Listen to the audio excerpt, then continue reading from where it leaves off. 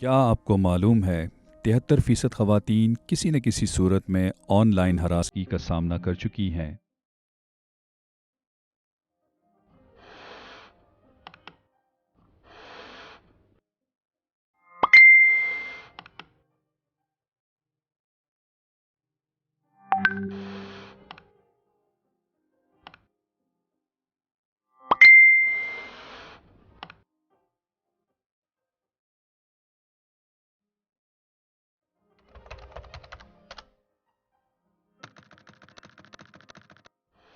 बहुत सी ख़वातीन ऐसे पैगामात को बदनामी के डर से नज़रअंदाज कर देती हैं।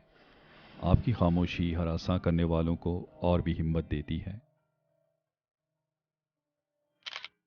ऑनलाइन हरासगी रिपोर्ट करने के लिए FIA की वेबसाइट complaint.fia.gov.pk पर अपनी शिकायत दर्ज करवाएं या helpdesk@nr3c.gov.pk पर ईमेल करें।